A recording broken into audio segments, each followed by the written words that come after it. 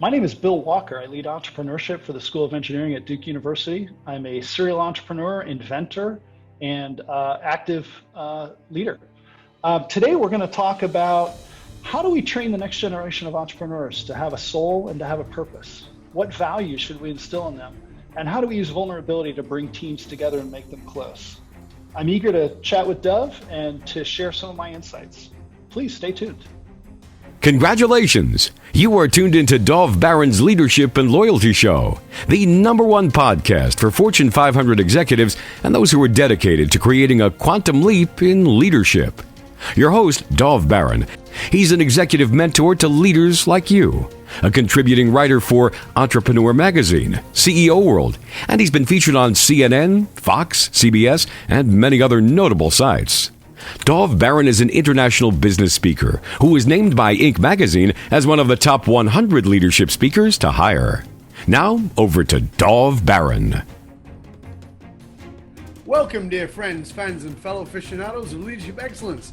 Thank you for joining us on this episode of Leadership and Loyalty Tips for Executives. Let me ask you, what do you need to do to up-level your leadership? What do you do when you have something absolutely brilliant, something that the world wants and needs, something that even potentially could save lives, and you have no way of making it real? How do you translate that? You know how to apply a mechanism to take what happened, come back from it, and particularly when it seems like this kind of crap seems to happen a whole lot in your life. Well, stay tuned, because that's what you're going to discover on today's show. I'm your host, Dov Baron, and I am the Dragonist, and I'm here to assist you tapping into the one thing in your business that changes everything by transforming meaning into action. To find out more about me, you can simply go over to dovbaron.com. That's DOVBARON.com. This episode of Leadership and Loyalty is brought to you in part by the Dragon's Lair trainings. You can go over now. We have our own channel on Patreon. Just look for patreon.com/Dov Baron. You'll find the Dragon's Lair right there. Find out about all of our trainings. Imagine being in a virtual classroom where I personally walk you through the techniques and strategies that are previously only offered to the top CEOs, C-suite executives, high-level entrepreneurs, athletes, and entertainers. Well, now you have the opportunity to go over and be part of that. Just simply you can go to dovbaron.com and you'll find it on the menu there under trainings. And you can also get access to all of our past trainings, including ethical persuasion, becoming a meaning-driven leader, resilient leadership in a time of chaos. There's so many good things in there. Also, remember, you can chat about this episode or any past episodes inside of our Facebook and LinkedIn groups. Just look for the Leadership and Loyalty podcast. As always, you can find us on Apple Podcasts, Spotify, iHeartRadio, or wherever you tune into podcasts. And if you're a new listener, big thank you to you for making us, being part of the group that made us the #1 podcast globally for Fortune 500 listeners, with a potential reach of 2.5 million listeners for every single show over time. We're honored and grateful to be cited by Inc.com as the #1 podcast to make you a better leader. All right, let's strip it down and dive right in. In many ways, even though things seem to be in turmoil, there's never been a time that's more ripe for founding a company that can innovate. Yet many companies, great companies, will fail at high speed. What's more, in the wake of that breakdown of the business, there'll be broken friendships, relationships, and possibly even worse, broken dreams. Do you know how to apply a formula, take what happens, and come back from it? Well, stay tuned, because you're going to discover that on today's show. You see, our guest on this episode is Professor William Walker, otherwise known as Bill. He's an inventor, serial entrepreneur, and an educator. He has repeatedly invented solutions to unmet clinical needs and built companies to deliver those solutions. He currently serves as the Mattson Family Director of Entrepreneurship at Duke Engineering. In his role, he coaches in inventors, entrepreneurs, leads multiple research projects, directs the A. James Clark Scholars Program, and is actively building new programs in education and entrepreneurship. Dr. Walker holds a BSE and a PhD degrees in Biomedical Engineering from Duke. He's published over 40 journal articles and holds over 30 patents, and has also founded 3 medical device companies. So ladies and gentlemen, please put your hands together and help me welcome inventor, serial entrepreneur, educator, and co-author of the Founders Sir William Walker! Good morning, That's sir. quite an intro. That's quite an intro, Dev. I don't think I've gotten one like that. You know, normally undergraduates don't cheer you when you deliver a lecture. Really? Graduate students even less likely, it turns out. Yeah, that's more likely. Yes, the slow. Well, I'm In glad my you could house, join one us, of my the, friend. Thank you so much. thank you. It's a pleasure to be here. I'm really eager to chat with you and learn from your experiences and share some of mine. Fabulous. Now, where we always like to start is in this world of great influencers, where every man and his dog is an influencer. Talk to us about who has been a real impact and influence on your life that we might not have known about, maybe have never ever heard about, somebody who's really influenced the way that you see leadership. You know, so I see leadership, and you know, we've talked enough, Dev. I know you see it the same way. It comes from the heart, and it comes from our care and our love of the people that we work with. And so when I think about, you know, where did I learn what I know about that? I sort of think about three people. And I was raised by my grandmother from the time I was in fifth grade. And she taught me, you know, she taught me a great deal about concern and trying to see other people's viewpoints. I was lucky enough to be in a special program in high school that went from seventh grade all the way on to the end of high school. And the woman who taught that, Louise Radak, incredibly close friend of mine. She's in her 80s now, and we still see her as a family. My kids think of her as almost an extra grandmother. And then my PhD advisor, Greg Trahey, and I know we'll get into a personal story in a few minutes, but you know, a lot of you can imagine nobody ever says they were raised by their grandparents because that was the first plan, right? No. That was the backup plan. And so I managed to sort of power through and just live through what I had been through as a little kid until I couldn't anymore. And that all came around me when I was in my mid-20s in my graduate program. And I was lucky. I had Greg, and Greg was a great friend as well as a great mentor. And he helped me sort of find my own path through that thicket and out the other side. So those are the people that I'm really grateful for. And I don't think one of them has a national reputation, but really big-hearted people that I was lucky to have in my life. You know, isn't that interesting that it is so often the people who, that's why I like to always start with, you know, this world of influencers, because so often the people who've had the biggest impact, nobody knows them. Nobody knows them, and they are so powerful and so influential and made such a difference in so many lives, and they're not screaming for attention. They're not showing their abs on Instagram, you know? That's right. That's right. It's Well, and I think we can talk about influence in a lot of dimensions, right? I mean, we can, you know, I've spent a lot of my life in academia where we try to have intellectual influence. We try to create new ideas and get them out to the world. But I think what makes us happy as human beings, it's probably that emotional connection, right? And that's a whole different kind of influence. And that doesn't usually happen at scale, although a great story or a great song can do that. But usually that happens one-to-one. Absolutely, and I think there's a ripple effect of that. In my belief, it's not the truth, but in my belief, I live my life to impact the people whose names I will never know and who will never know my name. And what that means is that maybe I'll say something to you and you'll say something to your daughter, and it'll stick in your daughter's head and she'll say it to her kids, and her kids will never know my name and I'll never know their names, and it's okay. You know, that's what it's about. It's about that impact in the universe, that creating that ripple out, that resonance that shifts the world from a heart and soul place. Yep, I couldn't agree more. Yeah. So you are, I mean, I think that I've heard many people describe this way, but you are a comeback kid in so many ways. I mean, you know, your childhood, which we'll talk about in a moment, but also in business.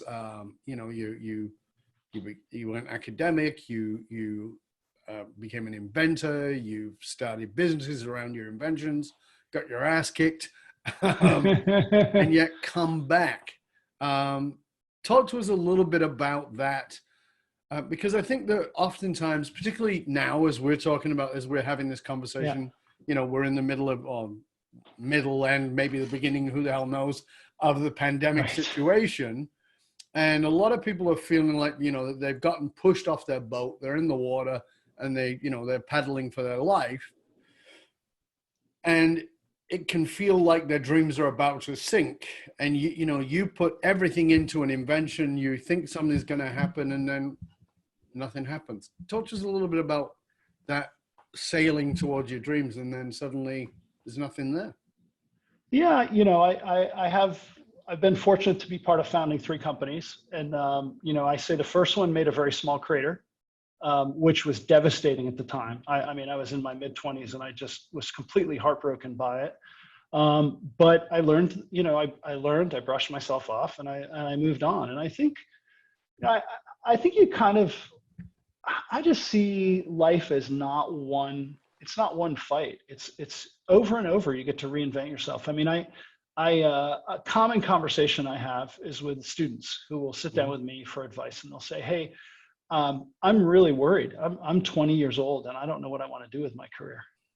And that's where I try not to laugh, but I give them a little thinker. Once you're in your 40s and your 50s and 60s, like, that's funny.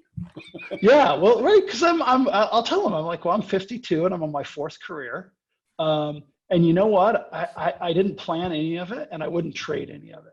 Mm-hmm. There's this great, I think one of the scariest things for me was after I sold my last company, and I started to look at my financial situation. And I've done really great for a kid who lived in the projects and lived in a trailer. But I have lots of friends who are financially better off than I am. But I looked at my situation. I thought, well, I could retire right now, or I could coast. Mm-hmm. And I let that thought sink in, and it probably sat with me for about 3 months. And then I thought, I'll coast when I'm dead. Thank you. I'm not interested in coasting right now. I see a world that's full of, you can call it need or you can call it opportunity. They're the same thing. Yes. And I thought, where can I apply myself? What can I do to, like you said, how do I serve humanity? And I look at, I'm a very liberal businessman, right? I have a lot of friends who will tell me, well, capitalism's this huge evil. Well, capitalism can be a huge evil. But if you start from our first job is to serve people, and we use these structures as a way to scale that service, well, then capitalism is one of the most powerful goods that's ever existed. Exactly. If on the other hand, you say, I'm going to build this structure to enrich only myself and take from everybody else, then it's one of the greatest evils that's ever existed. And that's just our choice. Yeah, absolutely. I think that in many ways, that conversation around capitalism, I've described it very often as it's not a gun, it's a knife. And people go, what do you mean? Well, a gun, you can fire it and kill yourself. You can fire it and kill somebody else, and completely by accident without trying. But it's a knife, and a knife you could certainly stab somebody with it, but it takes intent. But you could also cut meat and food and bread and feed somebody, and that also takes intent. So it's a neutral thing that you need to put intent into. And I think that capitalism is very much that. And oftentimes, if you put the knife into a hand of a murderer, then somebody's gonna die. Yeah. And if you put the knife of capitalism into the hands of somebody who is a sociopathic narcissist, and then you're probably going to get some pretty horrible results.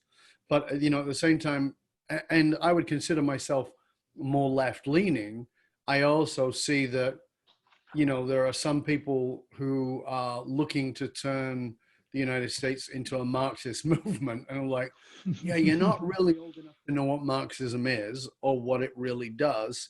And although I like the idea, the practicality of it is something else altogether. So it's always these grandiose overviews of things that fail us because we don't have the discernment to say, well, what is this in the 5th level? What is this below that and below that and below that and below that? And as an engineer, that is your job. I mean, that's what you have to do. You have to solve problems that are 5 levels deep. Yeah, well, ideally, right? A good engineer thinks ahead 2 steps. Exactly. A lazy engineer thinks ahead a half a step. Right. I think one of the things that we as a discipline, and now my engineer hat on instead of my business hat, we're really trying hard to, how do we help young people start to think about the impact of their work before they get too deep into the work. You know, Right. where is this going to go? Is this a wise choice, right? There's a great philosopher, and I'm blanking on his name right now, but he has this concept that as humanity, we're pulling technologies out of an urn. And if you get a white ball, that's a perfectly good technology, no bad. If you get a gray ball, it's a technology that has some bad to it. So internal combustion engine, gray ball. Looked really Absolutely. great for about 100 years. Yep. Now, maybe not so great. Right. But he argues there are black balls in that urn too. And if you get a black ball, it's all over. If I make a printer that can print viruses in your basement, that's probably a black ball, because somebody will get a hold of that and do something really bad with it. So, you know, I think both as scientists and engineers, but also as human beings, we need to start thinking about what's the purpose of the technology. Just like your knife analogy, right? A knife can be a tool for a surgeon, or it can be a tool for a murderer. And we need to start thinking about where these things go, I think in a deeper way than maybe we've been able to so far. You know, I mean, I know that we're not here to have that conversation, but, you know, at a philosophical, ethical conversation there is vast and deep, because just as an example, I can remember being a kid in the 70s, early 70s, I'm talking about early 70s, and watching a documentary on BBC Two about how they were going to engineer food that could grow in the desert, and that could grow in shapes like you could grow tomatoes in squares and things. Yeah. And then it'd be easy to pack, and it would feed the starving people of the world. And it was, of course, genetically engineered, and they were showing us. And I remember being enthralled and thinking, you know, I was not that guy, but I'd love to be in part of that, and feeling very excited about it. But, you know, we know that GMO foods are horrible, and people are not, there's not less starving people in the world from that context. So it's really been monopolized and changed into a corporate entity.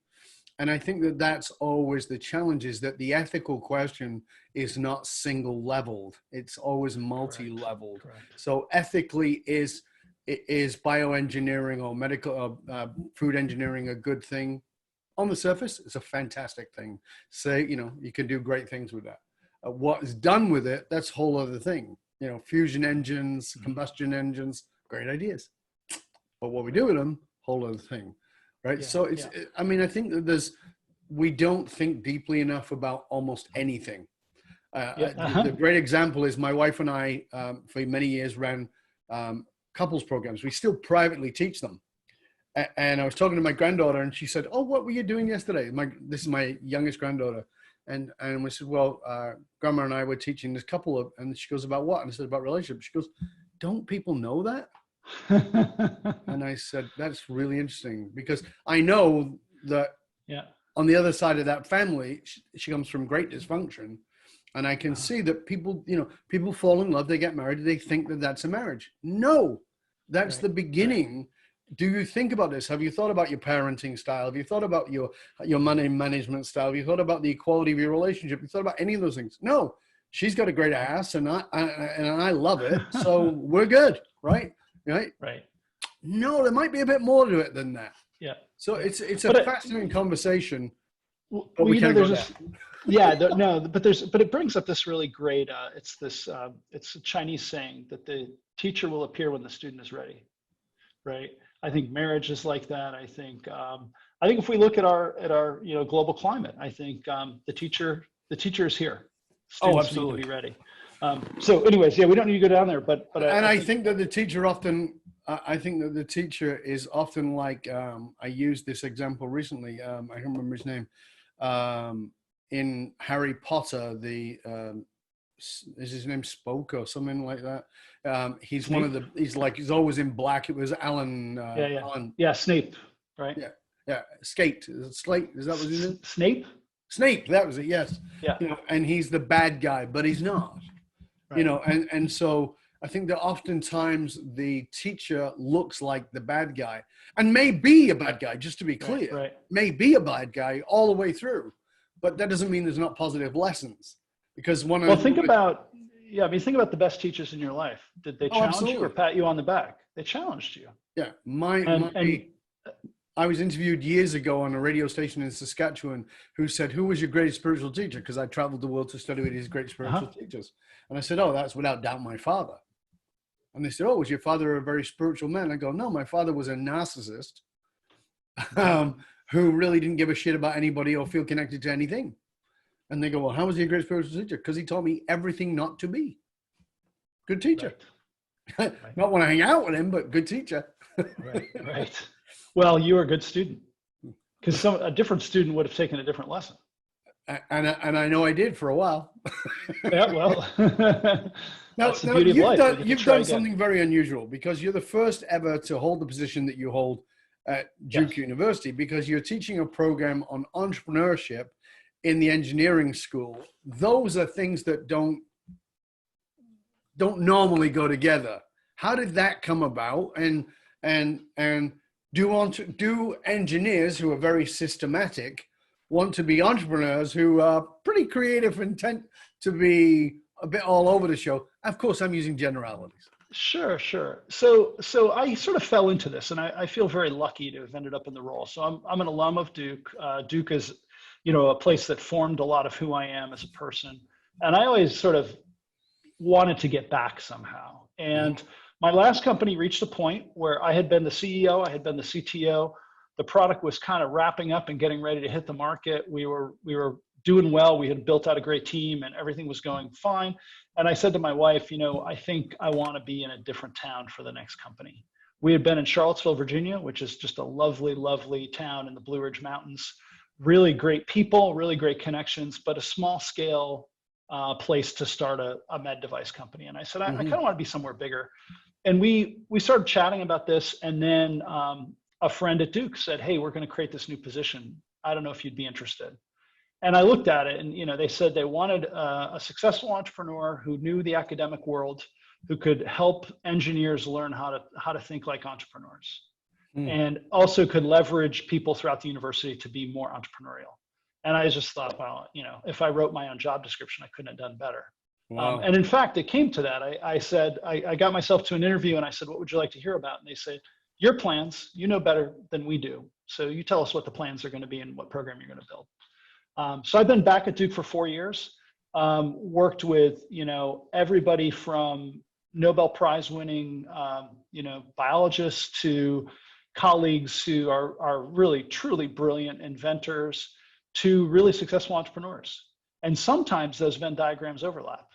But there's a lot of, think about things that Dov. So let me give you an example. In the academic world, the smartest person is often the person who comes out on top. You have to have drive, but you also have intelligence. In the business world, how often does the smartest person come out on top? Rarely.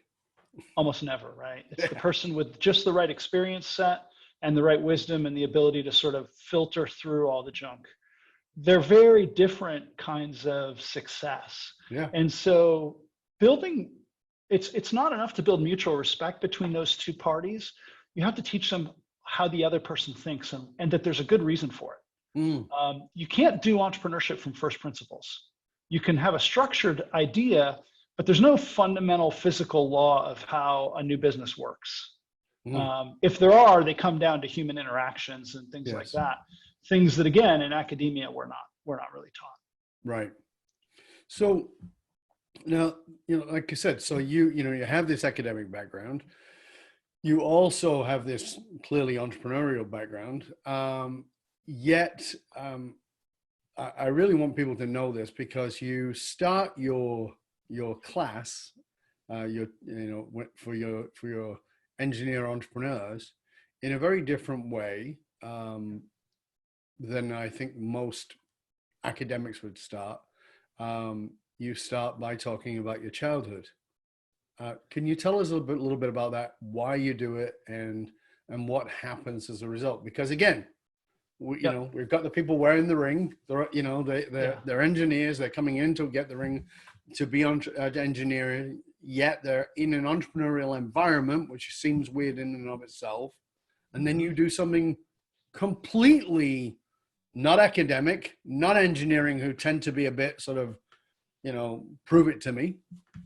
Yeah. So first of all, for our audience that's outside of Canada, I got to tell them the ring you're talking about, because all Canadian engineers get an engineer's ring.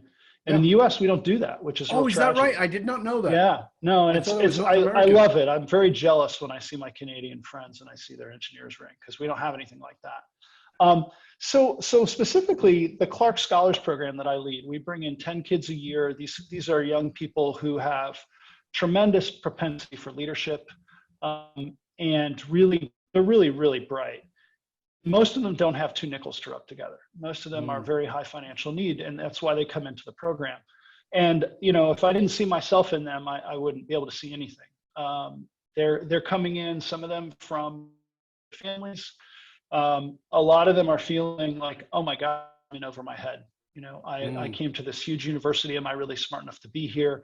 All of the imposter syndrome and all the classic kind of insecurities that turns out we're all subject to, but some of us more than others.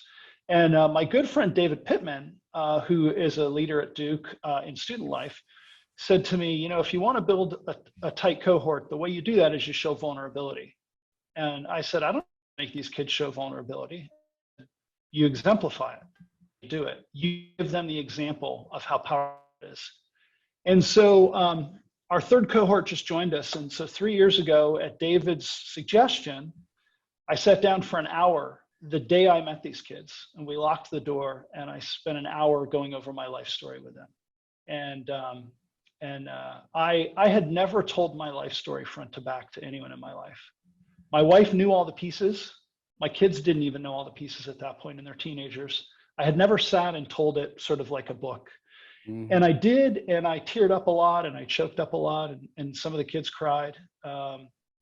But oh my gosh, the next day when it was their turn to open up, they laid it all on the table, and they are a tight-knit group.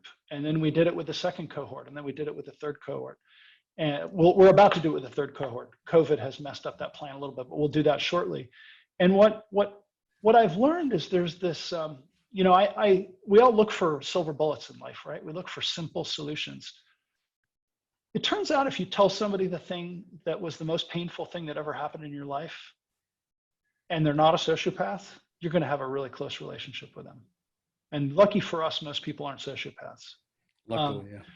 Yeah. So I tell these kids my life story, and then they turn around and tell each other their life stories. And then a week later, they say, "Oh my gosh, I'm so lucky because I have these close friends."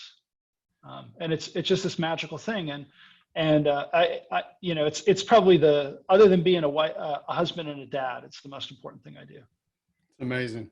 In my last book that I wrote, this one, Fiercely Loyal, the last business book I wrote, and I talked about exactly that and the importance of vulnerability. And I said that it's become a language pattern now in business. We throw it around, but people don't understand it.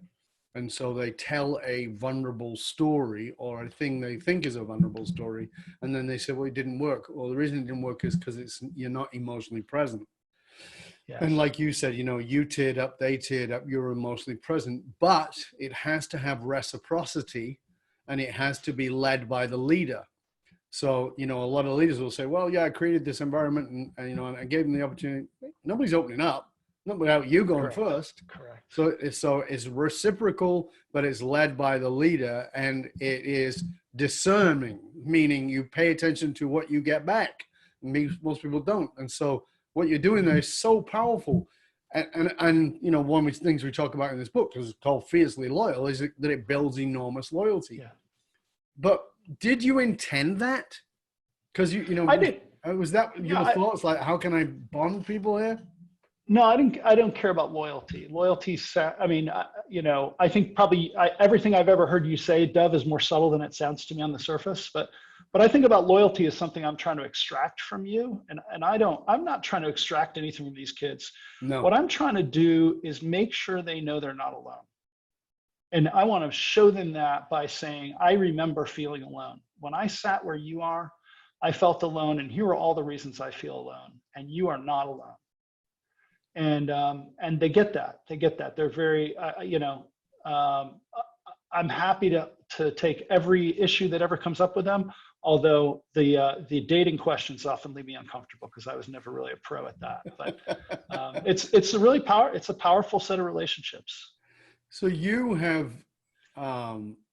you have built this, you have put that part in there. Again, not something that one would tend to think of as being part of academia or part of even entrepreneurial teaching or guiding.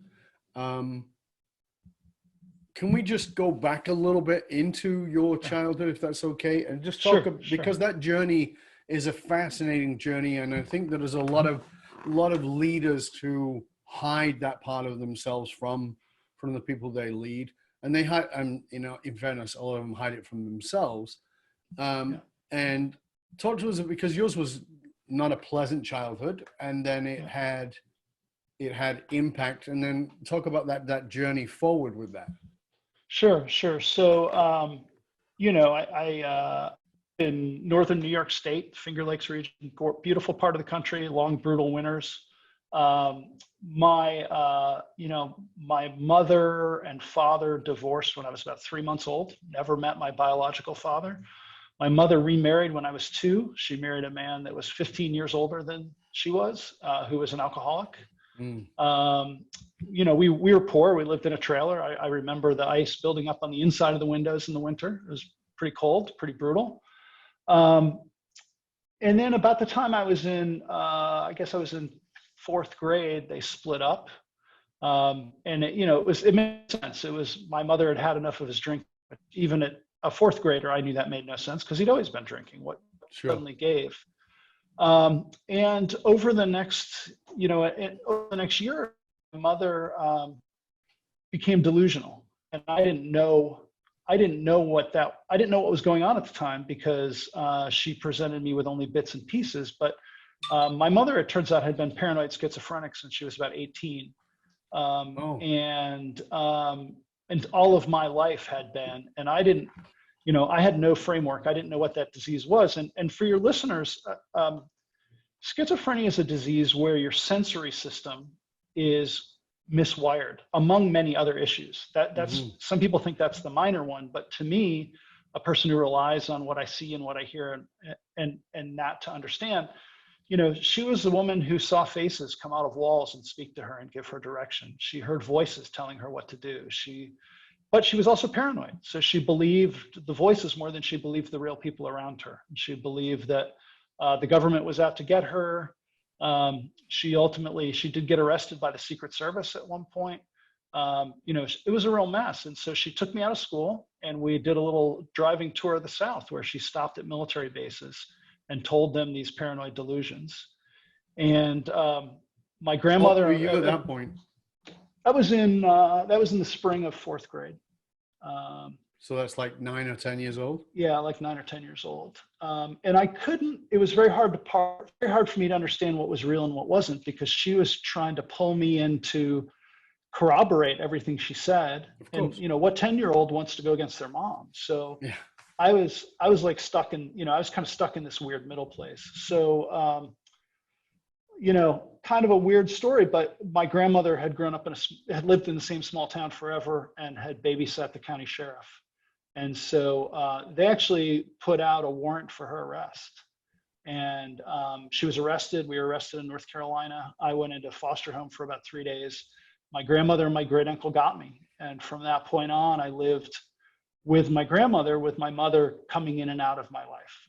By the time I remember one of the first significant drives I took when I got my driver's license was to check my mother into a mental hospital.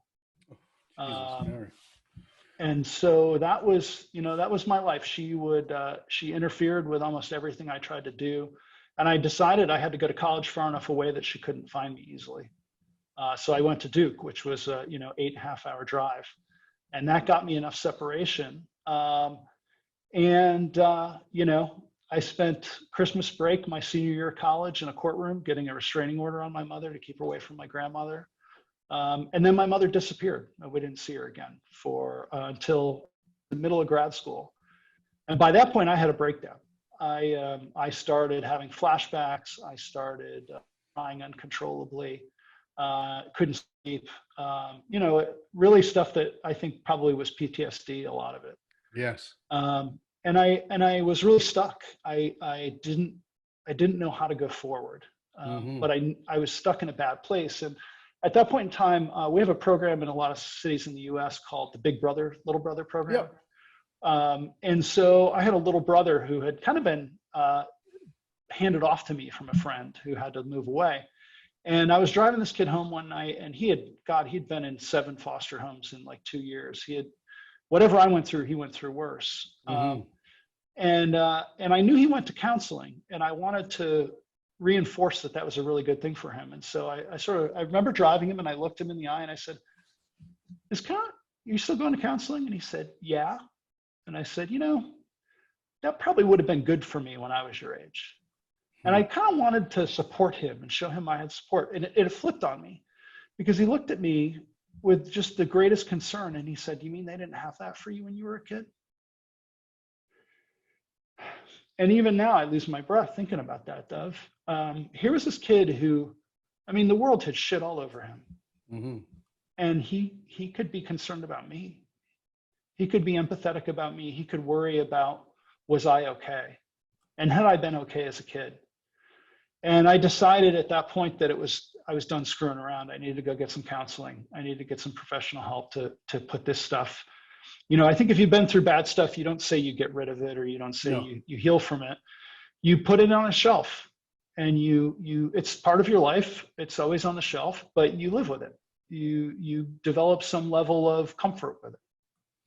Well, I think that, as somebody who went through some pretty interesting stuff myself, and and of course I'm trained as a therapist originally. People ask me about this all the time, and they say, do you think you ever completely heal? And the answer is no. But I'm not looking for that. I believe that the wheel of life I push against the wheel of life, and it polishes the facet of the diamond. I don't want the wheel of life to stop pushing up against me. I might not like it when it happens, but it allows me to shine. And every time that shit happened in my life, that was me being pushed up against the wheel. And part of my philosophy is, you are either defined or you're refined by your history. I don't want to put it away. I don't put it on a shelf. I don't pretend it's not there. I don't hide it in a box. I don't do any of those things. It's all with me all the time, but I am always looking at it as the thing that refined me. So it's not a detriment. It's something that refined me. My father, being a narcissistic dick, gave me great levels of empathy. My mother, being neurotic and emotionally wackadoodles, gave me great empathy and great compassion. There's all kinds of, growing up in a ghetto allowed me to really see people who seemed very different than me and look for similarity for me to look. And I developed incredible curiosity by being around people and watching behavioral patterns and seeing people who I thought were incredibly intelligent do stupid things over and over again. That for me created enormous curiosity. Then add to that BBC documentaries and a lot of other good stuff that helped me. It was all like, okay, so I've not displaced any of those things. And part of it, I think, is coming to terms with one's own, what I call healthy shame. I have no time for shame in the context of shaming another. I'm not interested. But I carry healthy shame, and healthy shame reminds me of what I never want to do again. It's not guilt. I have no guilt. Don't believe in guilt. I have healthy shame, which is, I know I did this. It is disgusting, and I will never allow myself to go to that place again. It is absolutely inappropriate, and I will never do that again. Okay, cool. I don't let that go away. People say, well, do you put that away? No, absolutely not. I want it always to be just there. It's just there in my periphery, so I can remember when I'm about to lose my temper, or I'm about to do something that I'm not going to be good about later. That's there. I go, oh yeah, I know where that goes. No thanks. Yeah, that's powerful. That's really powerful. Yeah, I appreciate talking to you, Dev, because I'll have some things to reflect on. The analogy I used when I was going through a lot of stuff was that I wanted the wounds to close. I'm happy with the scars. I'll keep the scars. The scars are stronger than what was originally there. Always. But I don't want an open, oozing wound. No. That's kind of where I look at, and I got plenty of scars, and I'm okay with that. And when I coach entrepreneurs, I tell them first thing, I'm not smarter than you are, but I do experience, and I can tell you, if you take 3 steps forward, hit a landmine, and I can show you the scar from where I hit that landmine, and I don't want you to have to go through that. Now, when you get 10 steps farther, I didn't get that far. I won't know. You'll have to figure that out on your own. But yeah, I think if you're a passionate person, our histories are part of our passion. Our future is also part of our passion. Well, as I like to say, if you want to learn, look back to learn. If you want to envision, look forward. But if you want to love, be present. Okay, very good. And so what that means is that I understand that the scars on my flesh, and when I say the scars on my flesh, the flesh of my soul, are calloused. And we know that scars are stronger than the flesh around them. So yes, it has made me stronger, but it has not made me rigid or inflexible. I refuse to be that. I will not let my scars determine the lenses through which I see the world. I will live in the present, which is where love exists. I will look to the future and envision a better future that I can have influence and impact on. And I will look back to learn with discernment rather than judgment. That's it. That's all I can do. That's my impact in the world. I want to do that. I want to change the world every day by impacting the people whose lives, whose names I will never know, and who will never know mine. And the only way I can do that is by being present in this moment, envisioning forward and learning from the past. That's all there is for me. Powerful, very powerful. For me. We're going to run out of time, and we've got. Yeah, I see that. Go. But I want to talk about the new book. Yeah. Okay. So the Founders Framework. It's not based on the founding fathers. It's about founding business, and you've got a different approach. You've co-authored this book. It's a roadmap really for aspiring entrepreneurs, from what I can gather. Tell us a little bit about it and what's sort of more unique about this approach. Yeah. So, a lot of what I see out there when you look for entrepreneurship is, somebody hands you a phone book and says, here are all the steps. Well, I don't know an entrepreneur who's going to read a phone book. They're just not. And half your listeners don't even remember what a phone book is, probably. Right. Right. So none of us wants to read that level of detail. What we need is we need a high level sort of, it's a little bit like looking at a globe, right? You can't look at a globe to figure out how to sail across the ocean, but you don't know what an ocean is until you've seen a globe. You need that perspective. And that's really what we're trying to provide with this book. And I think the first thing we begin with is the idea that it's not linear. You're not going from here to there. There are no great entrepreneurs who innovated once. They innovated over and over and over. And so Aaron Dennen, my co-author, we really see this journey as sort of these 3 interlocked circles that feed one another. So the outer circle is cultivate. And cultivate is a personal journey. And I think, we've talked enough, Dev, I know you believe in that, right? We never stop cultivating ourselves. And I want to go into some of that detail in a moment. The next one is after we've spent some time cultivating, then we activate. And activation is the interface between us as an individual and the organization we're going to build. And if you're a narcissist, you can't tell the two apart, right? But a healthy person says, well, I have a vision and I have a dream, but I have a team, and my team needs to have a vision and a dream, and we have to align. Now, we don't have to align on everything. I might like to vacation at the ocean, and you might like to ski. We don't have to align everywhere, but we have to have alignment in our vision and our mission. Yes. And then inside that is the circle of the journey of the single venture, which starts with investigating what the need is, and then developing a solution, and then building out what you have to do to deliver that solution to all the people who need it. So 3 rings. Cultivate is personal, activate is where the venture and the person meet, and then inner is investigate, develop, deliver. But I want to talk about the cultivate phase, because I think that's the one that almost nobody talks about in this space. And so I've been thinking a lot about, I'm in a university right now, and I'm in a university that has a great name. And I think about, why would I go to a big name university if for a fraction of the price I could go online? Well, they must offer different things, right? There must be different things there. So we think about education, and the first things we think about are knowledge and skills, right? So the knowledge of a corporate culture, a LLC versus a C Corp, and how those work. The skill of negotiating with a potential partner to make sure the terms are good for everybody. Those are knowledge and skills. Those are pretty straightforward. There's another layer which is implied, but we don't think about enough, which is habits, right? Right. So, engineering school, your habit better be doing your problem sets. If you don't have the habit of doing your problem sets, you're not going to last long. But that's a simple one. What about a complex habit that's uncomfortable, like hiring people that are smarter than you are, right? That's the difference between a great team and a mediocre team. That's a habit that takes practice to build. Most of us can't do that. And if it's not been aligned for us, if it hasn't been laid out, we'll really struggle with that.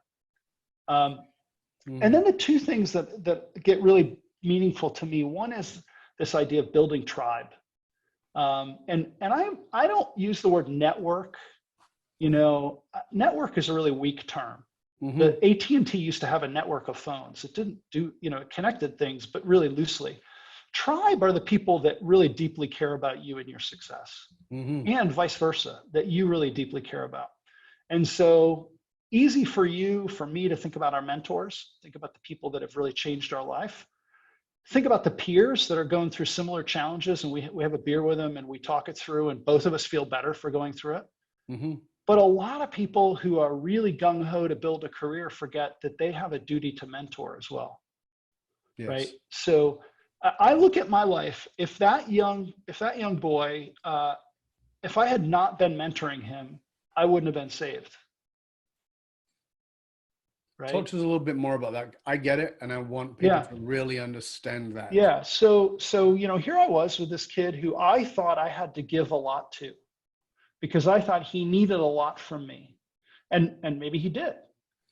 But all of a sudden, he looks at me, and I can see his concern for me through his eyes. I can see the empathy that he holds towards me that I couldn't see for myself. And all of a sudden, I realize I'm worthy of taking care of myself. I'm worthy of that care that he is showing me. And that changed everything. That changed my whole life. You bring up something there that I just think is so important for everybody to get, because it's the conversation you and I were having before we started recording. And it's this conversation around equality and diversity. And the interesting thing around it for me is that egoically, we all think we're better than everybody else or about something. Maybe you're better at this than somebody is at that because you went to school for 10 years and you learned that. Okay. And that egoic position, which we all have, can take precedent. And we start thinking, well, I'm going to mentor you, lowly person. I will mentor you. I will lift you up with my wisdom and my experience. Right. And then you realize, hold on a second, this person just lifted me up. And we realize that we have equality in a single framework rather than understanding that it's a massive amount of different building blocks. And so even though I may add 10 blocks to you on this side, that is an egoic side. And on the other side, the subtlety of the 10 blocks that are lifting my heart and my soul and my mind are over here. And I think that this is one of the great lessons of life.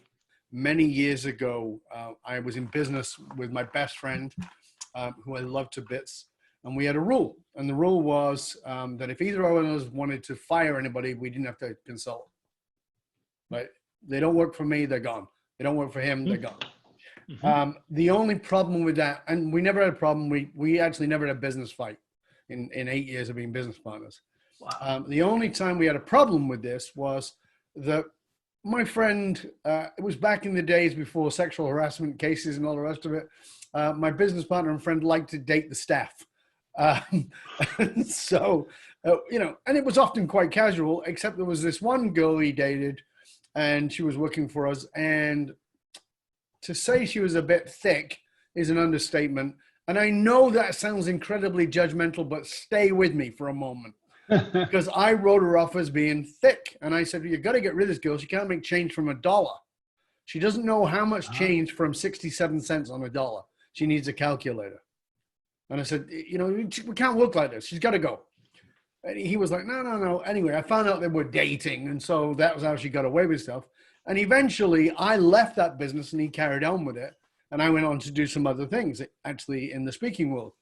And I was away and I came back and I was going to stay with him. And he lived in the same place. He took over my apartment. Okay. So I came to visit and they were living together.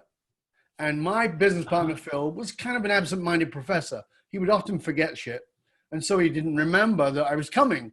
So I knock on the door. She opens the door. I'm like, oh, God, I got to sit with this woman. It's like talking to a bucket of sticks. I mean, it's just like, right? And I am like so egoically better than her in my brain, right? Right. And I walk into the living room and she says, I said, no, I'll come back. She says, no, come on in the living room. I go in the living room, I look on the wall and there's this incredible mural that's Dali-esque. And that's my favorite artist is Salvador Dali. And it's like, oh my God, this is so beautiful. Who did this? She goes, I did. I'm like, what? She goes, oh yeah. She goes, you want to see another one? Yeah. Going to the bathroom, there's another one. And it's amazing. Another one in the bedroom. They're stunningly beautiful.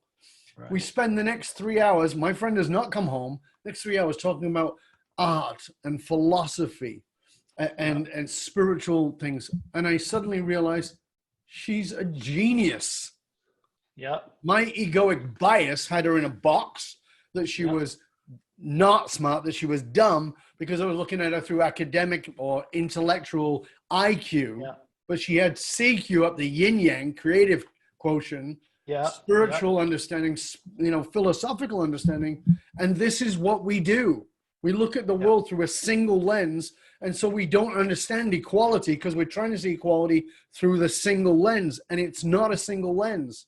So somebody can be far smarter than you who never went to university, but they may not be academically as smart as you. Somebody can be far more creative than you, and they've never picked up a pencil or a canvas or a piece of art. And it's like understanding this multi-dimensional, this multi-layering of who we are as human beings that allows us to have so much deeper compassion. And I think as entrepreneurs, that development of being willing to look at others and develop ourselves, as you were talking about there, cultivating in ourselves parts of ourselves that have been made miscreant in some ways or you know, dissed a little bit, like, you know, in fact, you know, you grew up in a trailer or whatever it was, or your mom was mentally ill, and you know, we so quick to judge these things. Yeah. Well, I think there's a really powerful point that I try to come back to. You know, when I was young, and I think I was a lot less comfortable in my skin, I was perpetually looking for ways to find that I was superior to someone. And at this point in life, I am so eager to learn about ways people see things that I don't understand, that they have a perspective that I don't have, because gosh, that's magical. I've had my perspective long enough. I'm eager to get other people's viewpoints on things. I want to go to another point you said too, which I thought was really powerful, about we think that when we mentor someone, we're giving them the gift. My good friend Kevin Lennox, I was talking to him about mentoring, and he's soon will be an admiral, I'm hoping, in the US Navy. And he says, we've fallen into this terrible trap where we talk about a mentor and a mentee. Well, that places the other person in a subservient role. Really, it's mentor and protege. If you're trying to build someone up to be as big or better than, as successful or more successful than you are, they're not your mentee, they're your protege. And I thought that was a really powerful way of thinking about it. Yeah, I like that. One of my language pattern around it is I will only enter into the agreement if we do co-mentoring. And they go, what do you mean? And I say, you have got to find something you can mentor me in. Oh, I love that. Because I guarantee there are things that I don't know that you do that I would be really fascinated by. So if you can mentor me in this, I will mentor you in that. That way we have a more equalized relationship. That way I'm not looking up at you thinking, oh my goodness, you're a god, or you're not doing the same to me. It's not what we're about. We're humans. And, Yeah. you know, at 62 years old, I know I got a lot to learn and I don't have as much time to do it as I did. So teach me some stuff. Yeah. Oh, that's great. That's great. We often use the term talking partner. There you go. Right? That's fabulous. I love Yeah. that. We're partners and we talk together and we both try to learn from each other. Yeah. So, Bill, this has been an amazing conversation. I'm very grateful. Thank you so much for taking the time to have it with us. I know that you and I could probably spend a good few more hours chatting I about all think we kinds could, of these yeah. things. And I'm so glad to hear that you're doing the work that you're doing at Duke. You know, what you said is a prestigious brand name university, and you're bringing something to that. I've got a couple of things I want to finish on. I'm going to ask you in a moment where people can find out more about you, and I want to make sure that they know that and about the new book and all those kinds of things. I also want to ask you for, I want you to give our listeners, our viewers, one piece of practical advice they can put into action, preferably in the next 24 hours. But as somebody who is in the traditional education world now in university, what do you see as the future of education? Because I think that COVID in many ways has brought home to a lot of people that maybe education doesn't work in the way that it did, particularly seeing as it was designed for an industrial age and we don't live in an industrial age anymore. Yeah. So it's a great question. It's one I've been thinking a lot about. And again, I'm going to go back to those 5 elements of cultivation, right? Knowledge and skills and habits. We all know those. Those aren't shocking, although some of the habits are surprising. Mm-hmm. Tribe.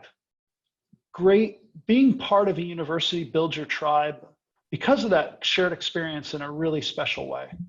But then values. What we haven't done in universities, we haven't explicitly taught values. And I don't mean like Judeo-Christian values. I mean values that build us up as people and allow us to build organizations that are meaningful and powerful. So, you know, the things I care about, I want students to be curious.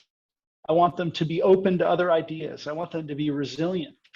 I want them to be ethical, focused on impact, valuing diversity. And that's because I know, first of all, everybody should get a fair shot. And second of all, diverse teams do a whole lot better than non-diverse teams. Yeah. I want people to be empathetic. I want them to be aware of where they fit in the world, what they're good at, what they're not good at, because that's how you gain respect for others. And I think it's time for us to see that we have a role in really being stewards, and stewards of the people around us, helping them achieve their potential, but stewards of the world we live in. And then integrity, how we hold all that together with integrity. So we spend a lot of time with values with the students that I work with, because I think if we agree on our shared values, we won't have that much that we conflict about. If we don't agree on those, it's going to be very hard for us to go forward. But again, and we're back it gives to us where we meaning. were before, which is that people are looking for, again, it's the ego's way of being, and it's part of our survival, is to look for what's different because that's a potential threat. But there is a conscious commitment to look for what's similar. And that is a higher level of Maslow's laws. I mean, you know, so yes, we have to commit to saying, how are we alike rather than how are we different? yes. How are Well, we and bonded even if rather we than are different, Dove, where's the value in that? Because difference exactly. has unbelievable value. And that's the point I'm saying, is that Yeah. I want to embrace your difference and find the commonality, Mm-hmm. right? So, Mm-hmm. you know, you and I grew up in different countries with different parents, but there's a commonality that we can find together easily if Yes. we'd be willing to be curious.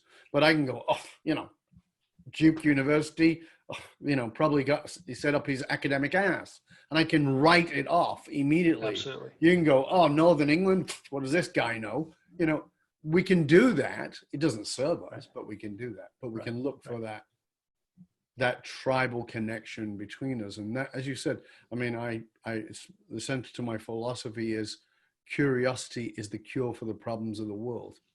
I believe that with every fiber of my being. I didn't even understand that until probably 20 years ago. So I was in my 40s. before I ever really got that. And I've always been curious, but that is it. We got to be willing to look at the other person for that. How are you different, and how is that exciting, and how are you the same, and how is that a bonding? Because listen, if you didn't if you didn't find new things interesting, you'd still be living on white bread and butter or margarine, depending on where you grew up. Exactly. Right? So exactly right. So before we finish, tell us something you'd like for our listeners, our viewers to go do that will really take in what it is that you've shared and have them make it into something practical, something they can do in the next, preferably 24 hours. Yeah, I would say go to somebody who you respect but don't know that well, and really have a genuine conversation with them. Really, what's going on in their life? We do the casual, how are you? But we don't usually actually want to engage in that. Do it for real. Do it. Some of the best conversations I've had started with, how are you doing? And then I looked in the person said, I'm fine. And I looked in their eyes and I knew they weren't fine. And okay, we could do that, but I'd rather not. I'd rather you tell me what's really going on. And then now you're connected. Now you can actually help each other. You can do something real. So go find somebody you are interested in, you care about, but you're not as connected with as you'd like to be, and find out how they're really doing. And my gosh, we're all in weird places right now, aren't we? If you can't find something to talk about right now, you're in a pretty strange place. Yeah. Yeah. And I think that every time any of us can step a little away from our own crap, exactly, we're going to be a bit better, just for, again, back to empathy and compassion, and okay, I might be making a bit of a mountain out of a molehill here, and what's really going on with you is that moment. And no matter how crap it is, there's always room for that empathy, which, as you learned by the person who was mentoring you while you were mentoring them. Yes. It's fabulous. So Bill, can you tell our listeners, our viewers, where they can find out more about you, about the new book, about all the resources and access to all the different things that you've got going on? Yeah, so if you go to engine.duke.edu, ENGEN, that is our Engineering Entrepreneurship Center at Duke, and that has all of our programs listed and what we're working on these days, including a little bit of background about me. I know that Aaron has set up a web page for the book, and I should know the URL, but I don't. So if you just Google Founders Framework, Dinin, D-I-N-I-N, and Walker, you'll find something about that. We're starting to pull that together now and look forward to getting that published next year. And I'm on LinkedIn. So if you want to message me on LinkedIn, feel free to. I'd be happy to connect with people. Fabulous. And we will, of course, make sure that all of those are posted in the show notes. Again, I want to thank you, Bill, for joining us. It's been a pleasure and an honor, my friend. Sincerely grateful. And for you, dear listener, remember that you can hang out with other conscious leaders and chat about this episode or any past episodes inside of our Facebook or LinkedIn groups. Just look for the Leadership and Loyalty Podcast. It doesn't matter how successful you are. If your employees and your customers don't understand what gives your company meaning, you're likely working at just a fraction of your capability. To find out more about how you can hire me, Dov Baron, as a speaker or leadership strategist for yourself or your organization, simply go to dovbaron.com. That's DOVBARON.com. Because unified meaning, or as we call it, finding your dragonfire, is the one single monolithic difference between mediocrity and greatness for all individuals and companies. I want to thank you for sharing the show with everybody you know. Till next time, stay curious, my friend. Stay curious about deeply cultivating yourself in order to become an entrepreneur and a business leader who makes a difference in the world. I'm Dov Baron, and I'm here to assist you tapping into your dragonfire to reach that next level of clarity, focus, purpose, and profit in your business, your life, and your leadership impact. And I am out.